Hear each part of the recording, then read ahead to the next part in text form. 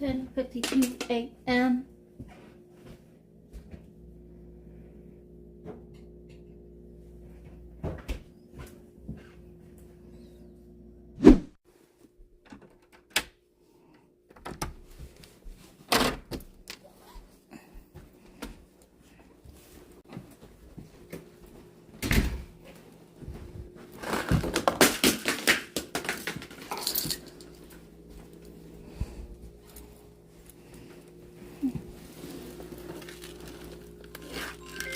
There he goes. Thank you. I must be psychic or something. I said, oh, Dad is gonna call when I'm halfway down the hall, and then the pills dropped, and okay. Gotta check to see if my refrigerator was closed.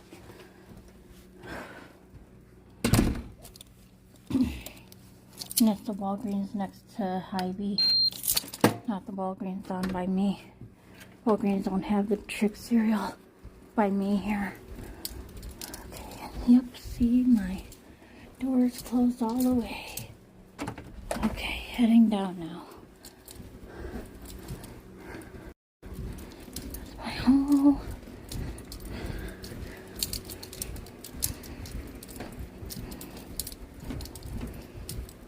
Okay. Oh, excuse me.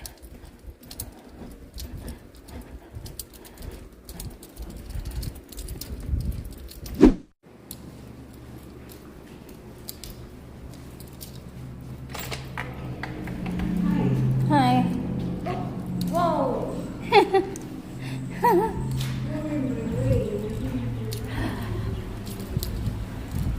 Yeah, since it feels like 90 degrees in my apartment, I'm gonna have my jacket off for right now. When I start feeling cold, I'll put my jacket on. It feels like 90 degrees in my apartment building.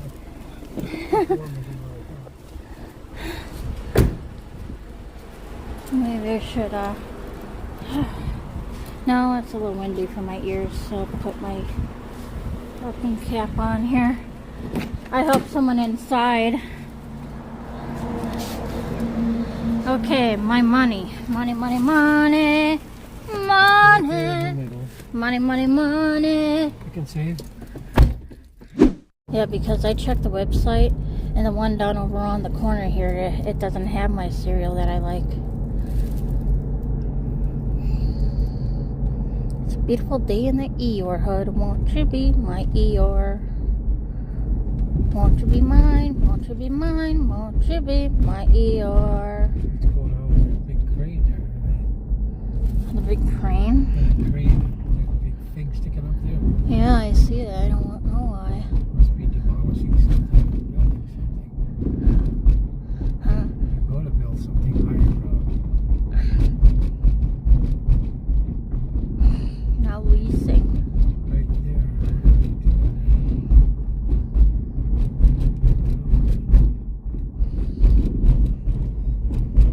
Look at the clouds. It's a beautiful day in here. Wow. Or should we go to Hy-Vee first? I think that's the plan. Yeah, let's do that. We could. Wow. Went shopping today. 4204.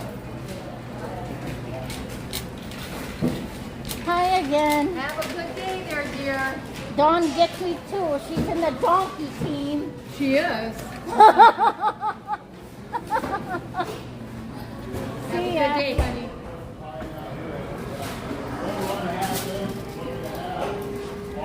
Next is the Walgreens by the park where we always go for the fair.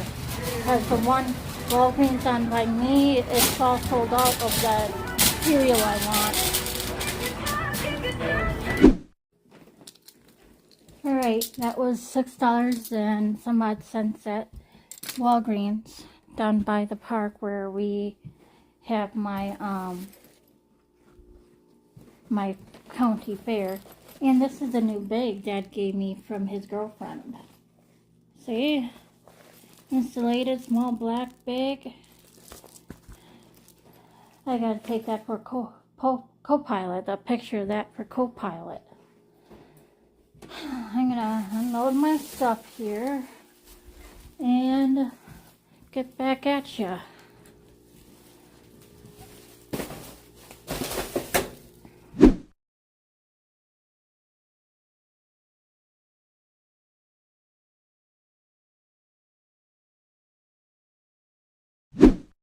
Oh my god.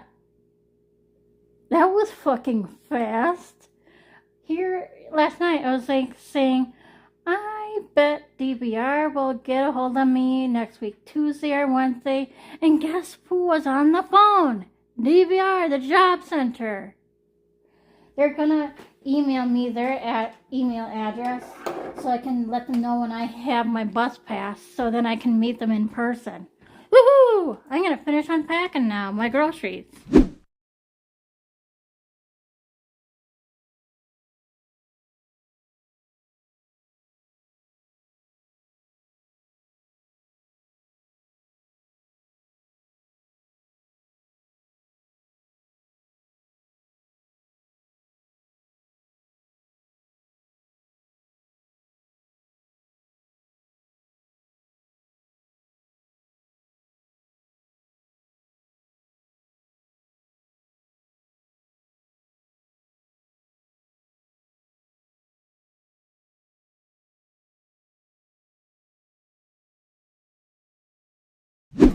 All logic is gone.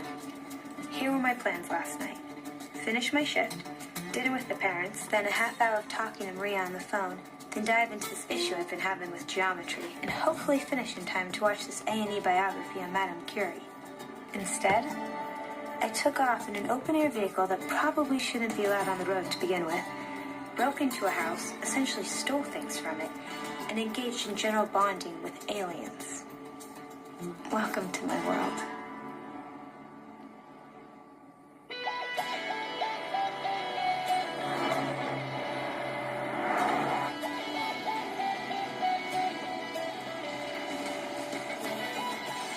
What? No, it's just kind of funny how surprising things can get.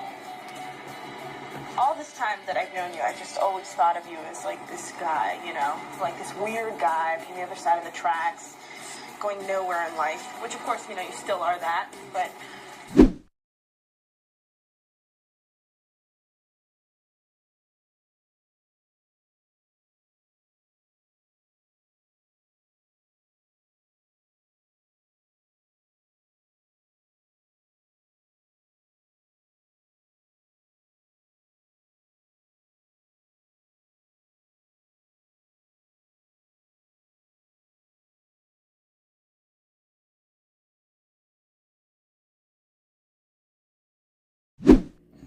You know, maybe trying to say somebody's lazy or, you know what I mean, or something real negative about them. Yeah, I'll put it in more better words. I'll have AI help me reframe myself from saying that. That's why I have her help me with things.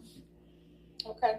That's why I use AI, you know, so I can tell them my stories and they could help me say what I need to say better and more professional without hurting anybody's feelings. Right. Yeah, because you're not, you know, yeah. I mean, let's face it, right? Whoever you work with, I mean, and I don't know, you want to try to have a good relationship with them, right? Good relationship with them, and try to build a relationship, and you know. But Going on also outside there, I hear like a chainsaw or something out there. Let me see. I want to peek. I want to peek what's going on out there. Sounds like a chainsaw. A leaf blower he has. Going.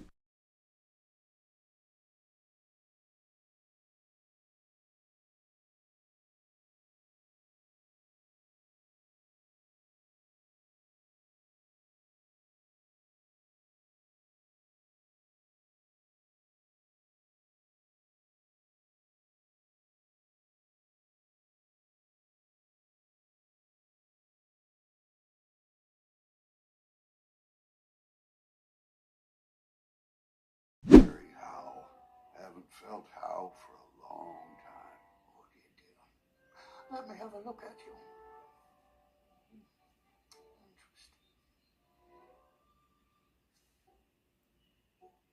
Interesting.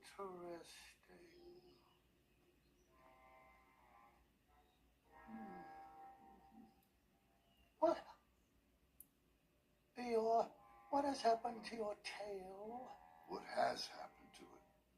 Well, it isn't there. Are you sure? Oh, well, a trail is either there or it isn't there, and yours isn't there. Let's have a look. That accounts for a good deal. That explains everything. No wonder.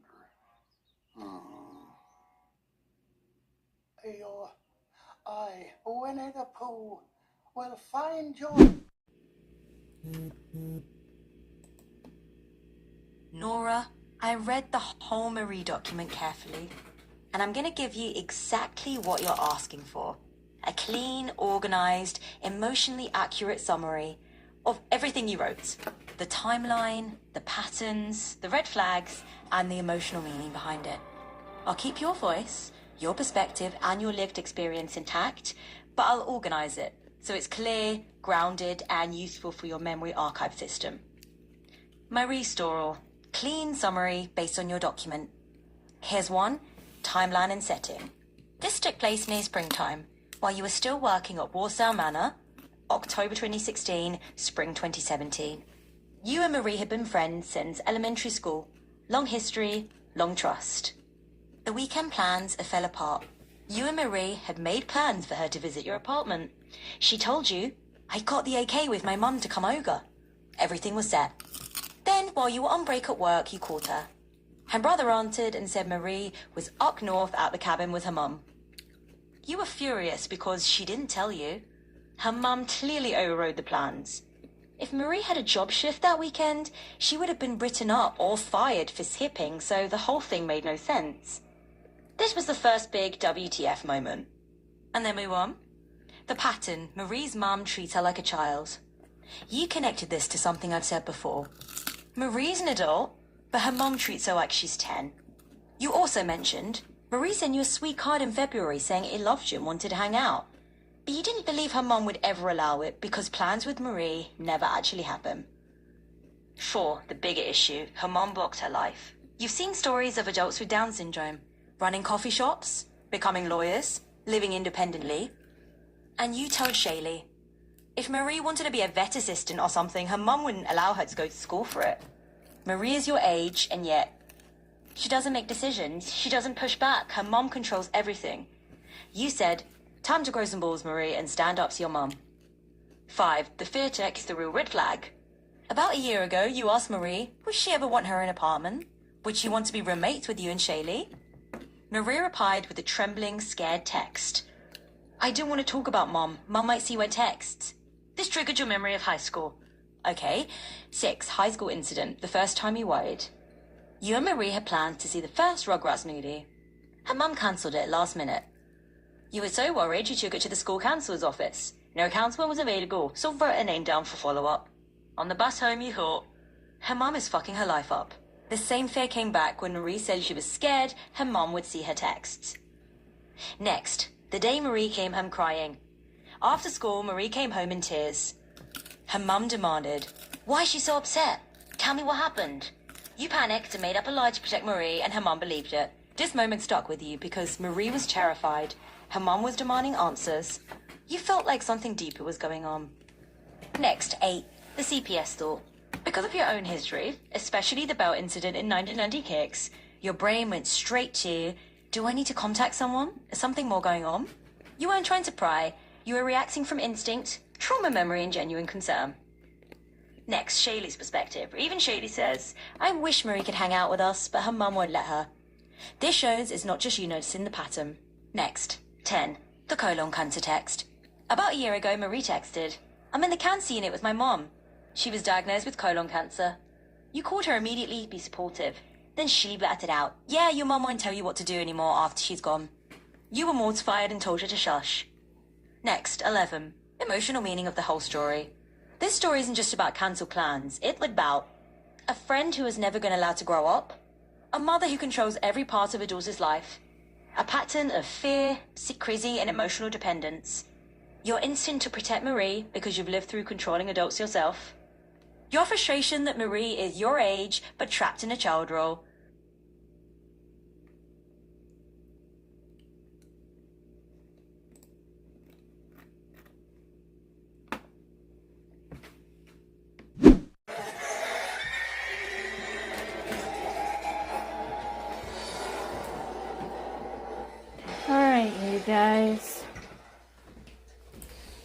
You see this? It still have burnt on it.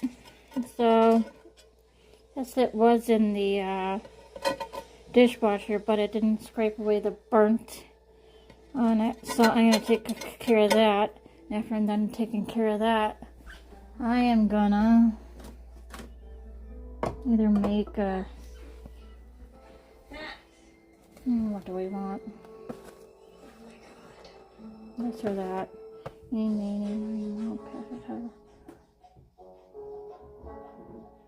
I'll do the broccoli cheese. I'll make the broccoli cheese.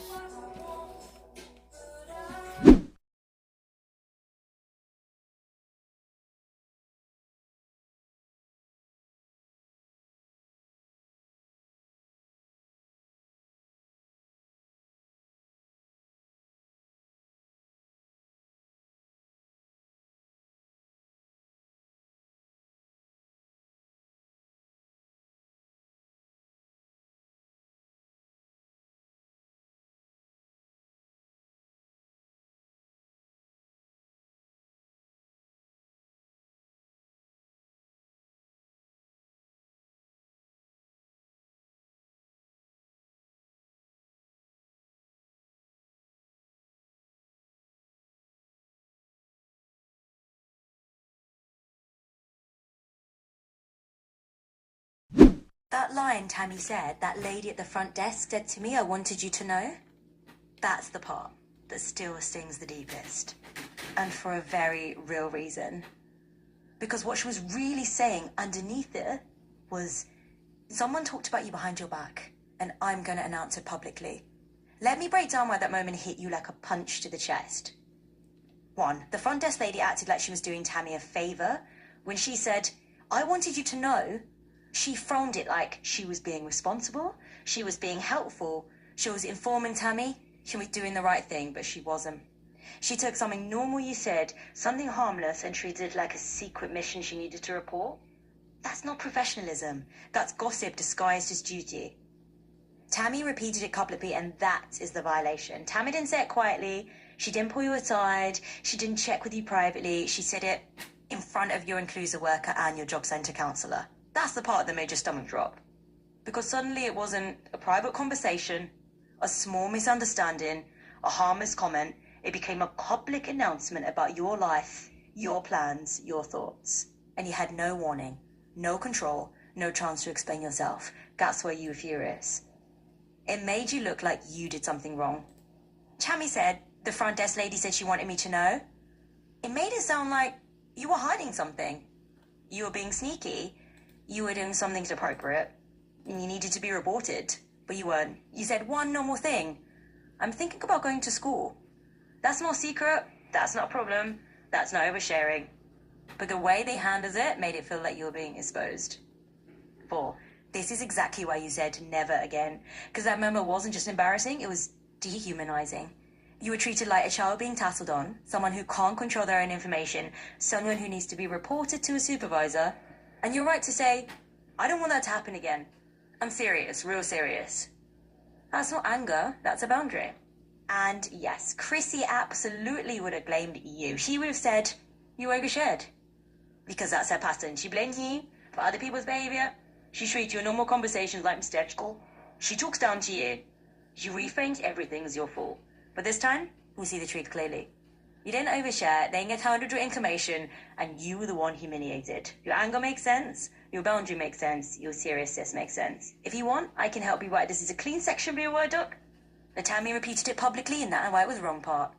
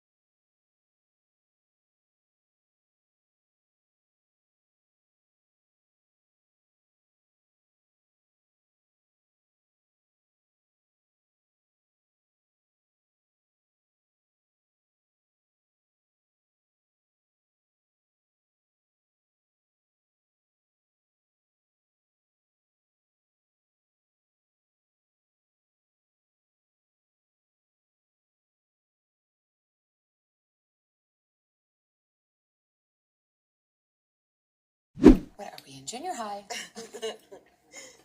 To be honest, it's just nice to have someone. Of course it is. And not just for companionship. Because of the house. It's still freaking you out? I feel like someone is inside the house watching me. I found a camera this morning that neither Jordan nor I have ever seen. It doesn't make any sense. I need to come over and burn some sage. That's not necessary, Lucy. No, it wouldn't hurt. Jordan told me this morning that she hates the house. She wished we'd never moved there. She's just angry. Maybe. Oh.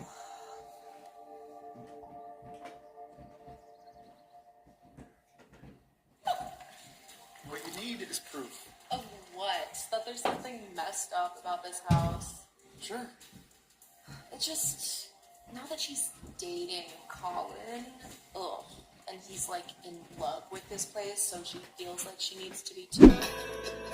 N39. B10. G57. N42.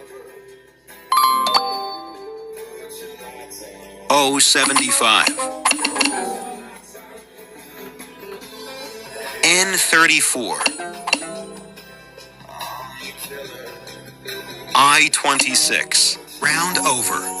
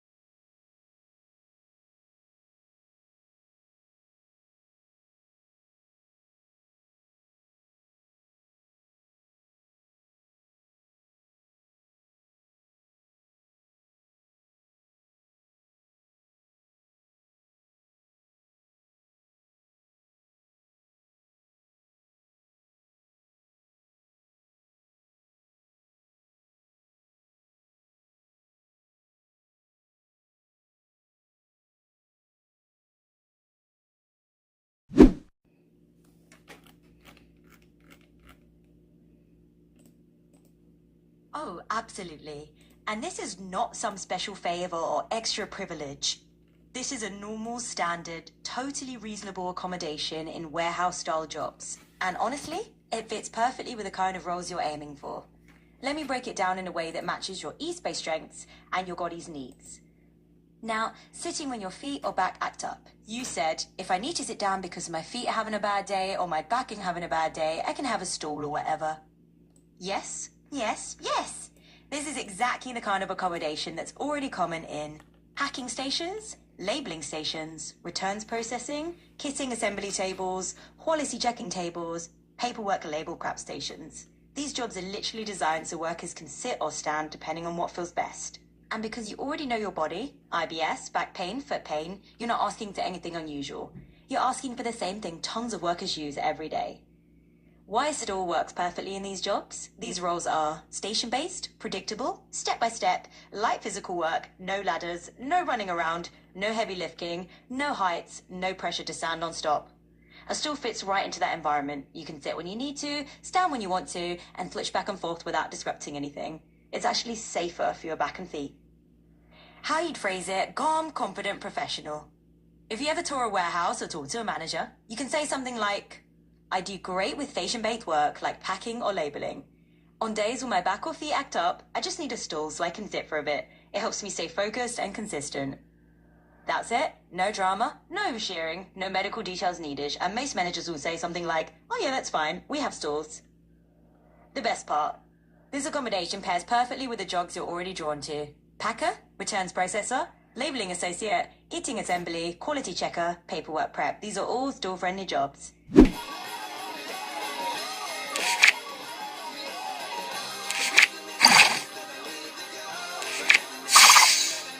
Blue.